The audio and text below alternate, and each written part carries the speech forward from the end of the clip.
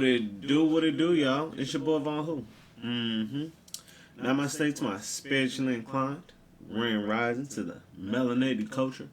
Konnichiwa, que traza, and hello, and good morning to everyone else. How y'all doing, man? How y'all feeling? How y'all living? Capable, I hope. Beautiful, I hope. Amazing, I hope, as always.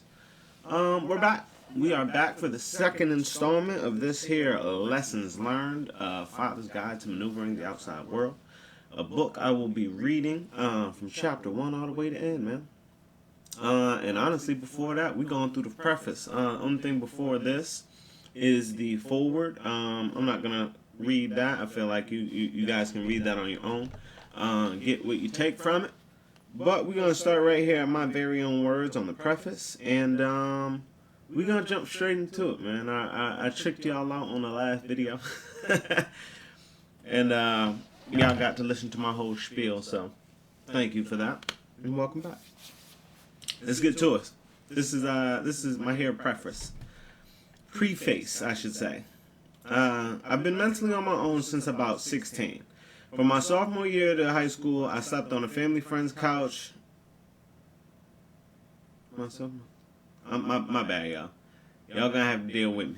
Here we go. Let's start one more time. I've been mentally on my own since I was about 16. From my sophomore to senior year of high school, I slept on a family friend's couch. After that, I moved in with my sister and began learning how to pay bills. From a Job Corps campus to crashing on friends' dorm room floors between 2008 and 2010, I lived in survival mode. Then came a turning point. In the summer of 2011, I left my hometown of Bridgeport, Connecticut, and moved to Atlanta, Georgia. It was there that I got my first real taste of adult life in a new state. Since then, I've been around the sun and beyond, from prisons to penthouses, and through it all. The greatest lesson I continue to learn is never stop learning. My hope with these pages is to reach the unreachable, people like myself, the overly ignorant, the relatively uneducated. This is the back alley course, the school of hard knocks, the kind of education you only get from seeing and living. And trust me, those are two completely different sides of the same coin. Now, I'm not claiming that every word or lesson in this book is 100% accurate. Please do your own research after each subject, chapter, percentage, pricing, or anything else that typically changes over time. This isn't a book about laws or hard rules. It's a collection of general guidelines and lived wisdom that can help you gain insight on your journey and hopefully reach your version of success a little faster. I promise to be as honest and accurate as possible. I'll be short and sweet with some topics, while others we're going to get real in depth. So grab a highlighter or a notepad if needed. But remember, this book only works if you apply what you learn and commit things to memory and habit. Don't just read it, live it. I want you to treat this book as a tool more than anything else. Some chapters may hit harder than others. That's okay. Different ages, cultures, heritages, and perspectives are welcome here. This is a safe space. I've done my best to keep profanity to a minimum because this book is for everyone. But yes, there are a few asses and shit sprinkled throughout. Come back to this book as you grow and as life continues to happen to you. Revisit it every 3 to 5 years and see how your understanding changes, or if you've even full-blown changed your perception altogether.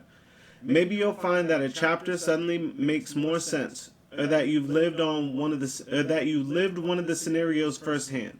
Watch how your view of life evolves with each action you take. Treat every chapter as its own theme, and I promise it will all come together one day. I consider myself a full-fledged adult by the time I wrote these pages. But looking back, every word was taught to me from the moment I jumped off the porch. And somehow I'm still realizing I don't know much at all. The great aim of education is not knowledge, but action. Herbert Spencer. That's what I got for y'all. That's what this book is all about, y'all. Actions, actionable steps, actionable information, actionable knowledge that will truly help you succeed, and if not that, at least understand, at least know better, at least have a common knowledge, a common basis, some sort of base point, some sort of starting point for most major happenings in a person's life, in a human's life, such as buying a house, such as buying a car, such as getting your first apartment, such as rooming with people, strangers for the first time, or friends. Because as you know, live with me and see me are two completely different things. And if you don't, you're gonna learn. You're gonna find that out. Yeah, I've been basically on my own since about 16. I moved in. I went to school and I started school at Central High School in Bridgeport, Connecticut, and finished at Jonathan Law. Due to many various reasons. One being I was unfortunately related. I'm not gonna say what related, but I was unfortunately related in my city to many dangerous outcomes. And me and my mother have always been very close. I've always been able to speak to her and open up myself, and of course, my sisters being older than me keep tabs, you know what I mean, and they have friends and boyfriends that hear about me, so they're able to, relate information and things like that. But I ended up going to school in Milford and graduating from Jonathan Law High School in Milford, Connecticut.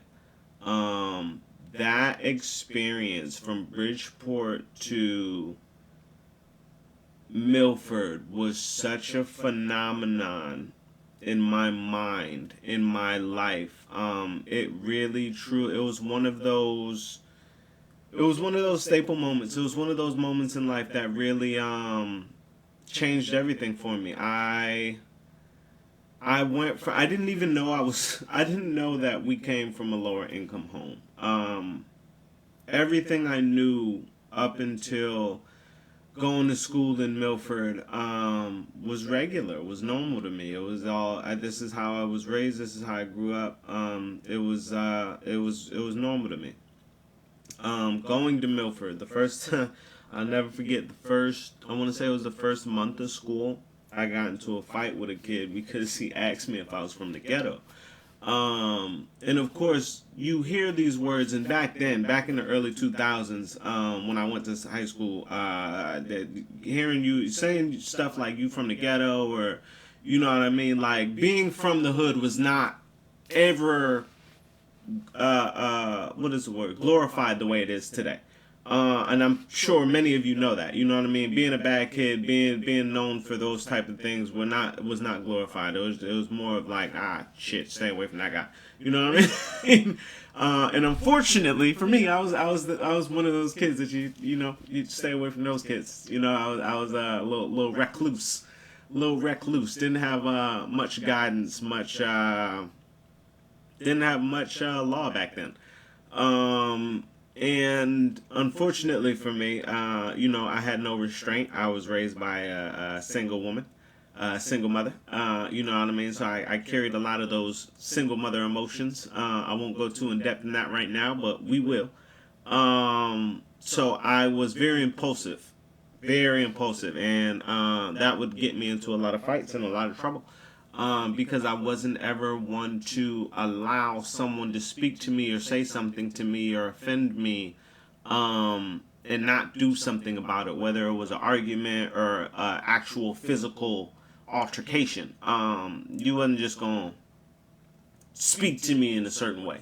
You wasn't just going to deal with me in a certain way. Never. So yeah, it was regular conversation. I ain't gonna mention the kid's name or who they are, but it was regular conversation. It was, oh, you from Bridgeport? Oh, you from the ghetto? It's ghetto there, right? And I guess the embarrassment I felt, the way everyone was looking at me, after he asked me, I just immediately assaulted. I immediately assaulted him. I can't lie to you. And I'll never forget, my mom comes to pick me up. I get suspended. Of course, I'm in Milford, so it's a drive. We on the highway. She's spazzing out. She's pissed. She is pissed. I sent you up to the school for better, yada yada, this and that. And I'm like furious. I'm frustrated because I'm feeling like this kid was racially profiling me. You know what I mean? I'm feeling a way I haven't really felt before. Connecticut isn't big on race, to be real with you. Like it's very rare that you hear someone was like racially profiled or racially like. I don't know any other way to say it, but the whites are different. The whites are different in New York, in Connecticut, in the tri-state. They're dare I say better. Dare I say better, simply because they just don't carry that race, you know what I mean? And I'm not gonna say that it's not like, it's just not outwardly shown. You see what I'm saying? I grew up with pure Italian. One of my best homies was Italian. His pops was Italian. Jesus Christ, the way he used to cook for us. Oh my goodness, he was one of those men that I learned to cook from.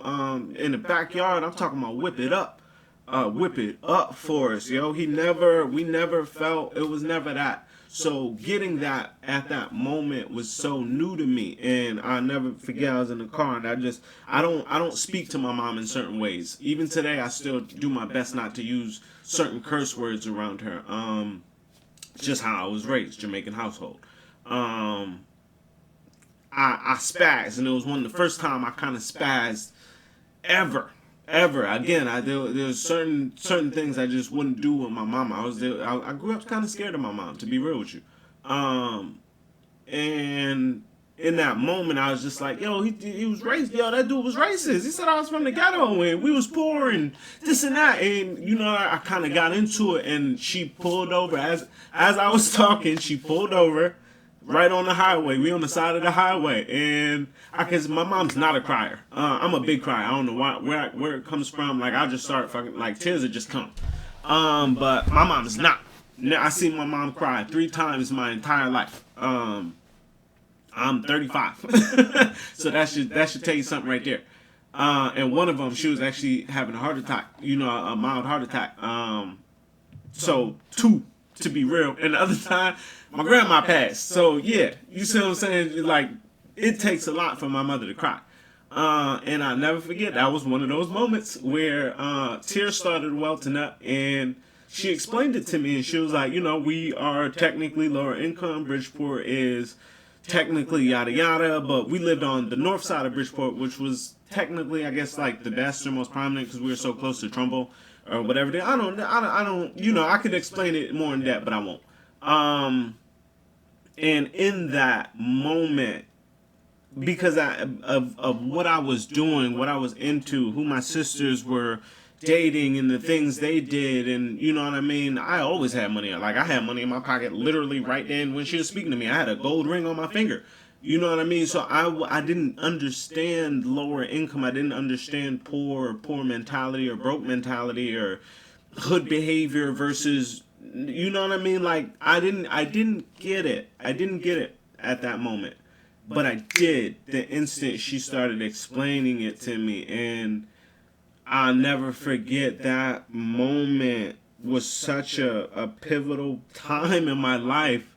And I'll never forget, that same year I went and I applied for my first job at McDonald's, which was right up the street from my school.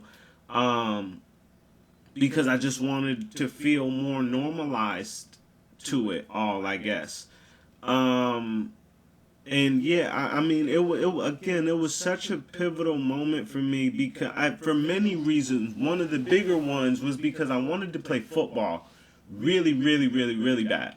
I was really good at it, super fast. Like, I wanted to play football, and one of the reasons I couldn't was because I couldn't do a physical.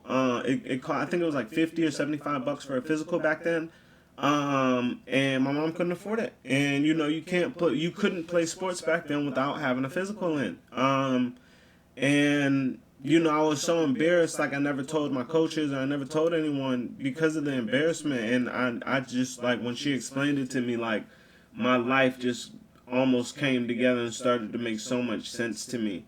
And she explained, you know, green cards and immigration, and like she sat in that car and broke it down to me, bro. And And that was the first time that was the first time I started to understand more about life and jobs and society and working and contributing to society and all of it, all of it.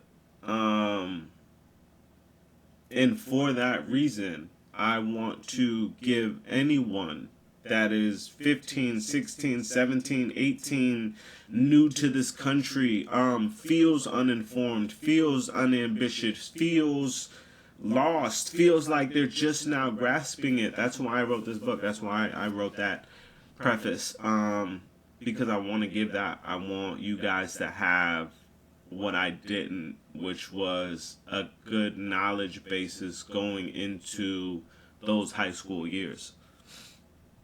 Yeah, more than anything. Acknowledgements. Let's go. To my woman king, born to Gloria Reed in the late, born to both late.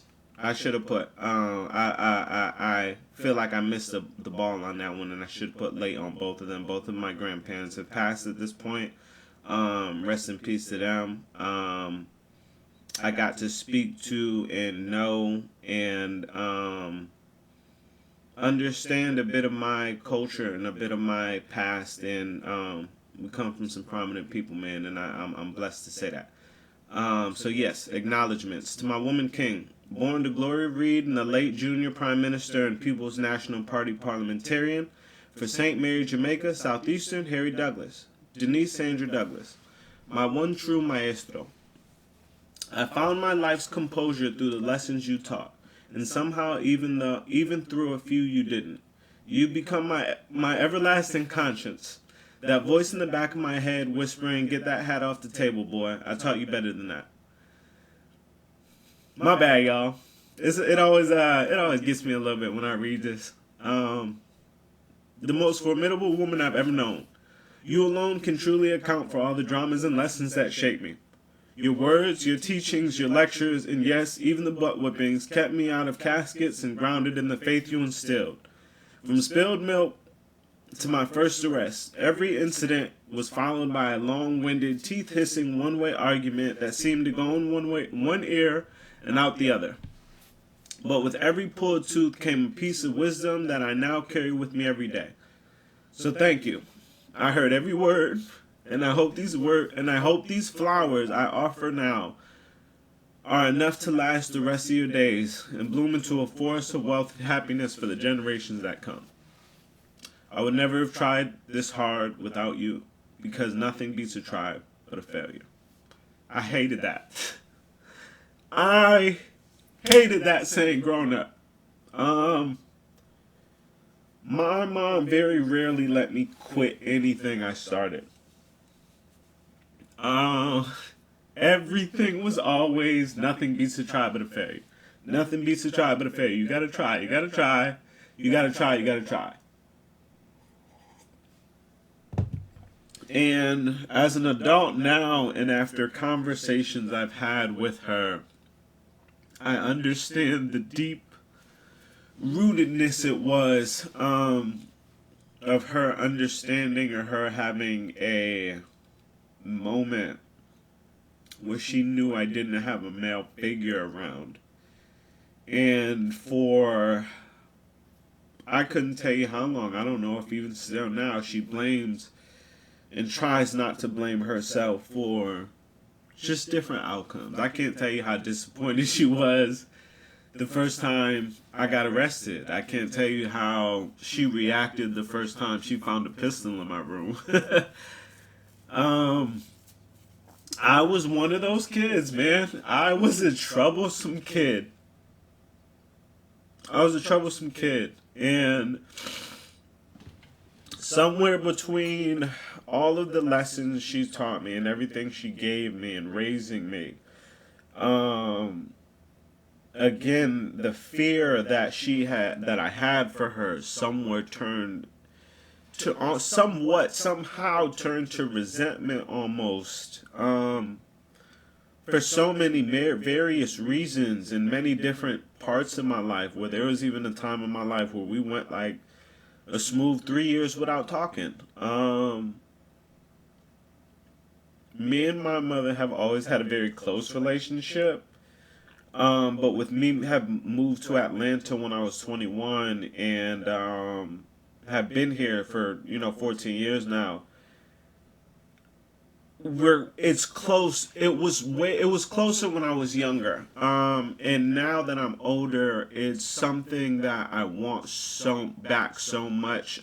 Simply because I'm older and I see that I don't know what it is with a son and a mom, man, where we just want to take care of our mamas.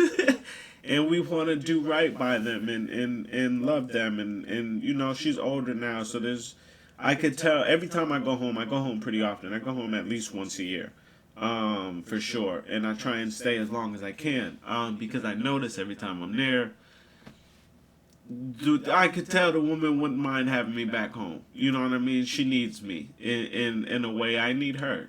You know what I mean? Just simple things like putting the AC up or taking it out. And she has a husband. She's married. You know what I mean? But I could tell me again. It sucks to say, but there was a bit of favoritism in our family growing up, and everyone knows I was one of them. Simply because I was the youngest and I was the only boy. I was last out. You see what I'm saying? My mama tied her tubes after me. And yeah. We have a very rocky and up and down relationship, but I wouldn't trade her for the world. She's my mom. And everything she taught me, I hated every word, and I hated listening to, and I hated hearing, but I realized as a grown man with a child, man, everything she ever taught me was needed, and I realized how many other people in the world are missing their culture, are missing their lessons, their basics, are missing their values and their morals, and especially in today's social media world, materials and finance and money is like so highly led. It's like if you got money, you could be a pedophile, you could be a sex trafficker. It don't matter. You could be whatever you want to be as long as you got that type of money. And it's like, no, I'll never. You can't buy me out. You can't buy me out. My mother gave me pride. If I didn't gain anything at all from the way I was raised, my mother gave me some pride. And in that pride, you can't buy me. I'm one of those spirits. You got to toss me off the ship. Don't put him with the rest of the niggas. It's gonna be a rebellion. He's gonna uprise. He's gonna create a following, and they're gonna try something, even if it's just 4 or 5 of them. Don't put him with the other niggas. Get him out of there. Yeah, I'm one of them. I'm a rebellious spirit. You not finna talk to. Facts are facts, statistics are statistics, and I hold certain things very, very, very near and dear to my heart, and I stand 10 toes on that. For sure, though. From the author, my name is Javan Young, but my friends call me Von. I'm a father, artist, product designer, certified mechanic. I am not a licensed Georgia real estate agent, y'all. I am not a licensed Georgia real estate agent. I don't know how that got in there or when that got in there. I reread these pages like 100 times over, and I feel like where I went wrong was when I was trying to be a little more descriptive. And I am not. I don't want to fool anyone. I'm not a licensed Georgia real estate agent. It should not be in there. I don't know how it got in there. And I'm very pissed off it got published. Very, very upset it got published. And a proud first generation American.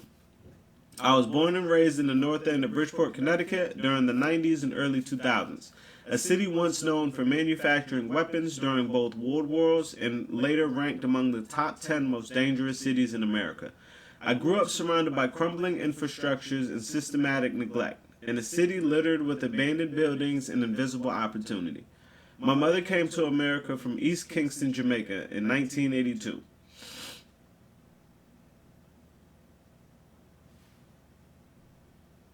My bad. I thought I had to sneeze. It took her nearly 40 years to... It took her nearly 40 years to finally gain U.S. citizenship. If I had to name the 3 things that stood in her way, and in the way of so many like her, it would be a lack of good information, a lack of understanding how to deal with people, and a lack of financial literacy in the American economic system. Those gaps are what inspired this book.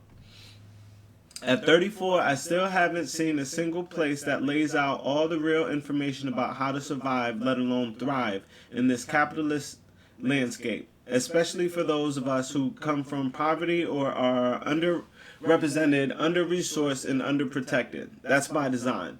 Our education system taught us how to keep our heads down and work hard, but never how to protect ourselves, our wealth, our future, and work smart. Meanwhile, structural racism, junk fees, poison food, and systematic racism still flood our neighborhoods like they were grandfathered in. But what if we didn't have to accept that anymore? What if we choose to learn the truth early about credit, contracts, taxes, legal protection, and emotional intelligence, and start building lives of autonomy, wealth, and peace? What if we passed that information down to the next generation and rewrote the script they handed us? This book is for the hustlers who are tired of hustling, for the parents who want to do it better, for the young adults who never got the correct blueprint. It's not just about changing your life, it's about realizing you are always powerful enough to do so. I believe with enough ambition, you can rewrite your story, and with enough people, we can change the world. My mother used to say, a person can only do their best, and that's all you can ask of them. What I've learned is that doing your best means nothing if you're doing it wrong. So here's the information we were never given. Let's do it right together. Javan Young, a.k.a. Mom. And I think we're going to end it right there, y'all. And we're going to get into chapter 1 on the next video. This is it. This is my goal. Is to inform y'all before 26. I feel like I gained a lot of my information between the ages of 26 and I'd say 28. A lot of emotional intelligence, a lot of breaking my own generational curses. And what I mean by that is simple things like yelling at someone. A lot of us don't realize that yelling is a learned behavior that's passed down, that when we get angry at someone, we feel the need to shout. And you see what I'm saying? A lot of the behaviors we have come from our parents and their grandparents.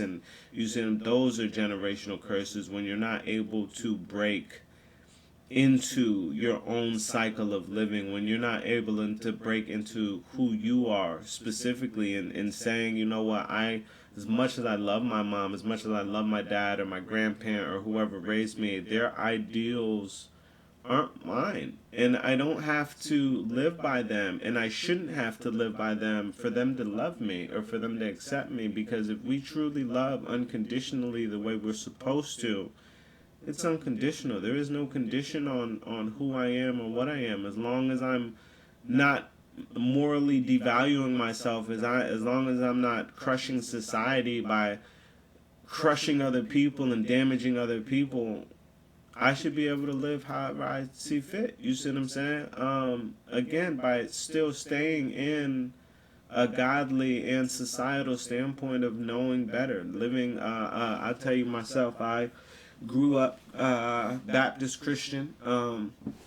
Mom was big on the gods, and making sure I know that I have a God and that a God protects me and that angels protect me. And again, I was raised Christian, and when I turned 28, I actually jumped ship on that and I converted to Hinduism for many reasons. That's a video on its own.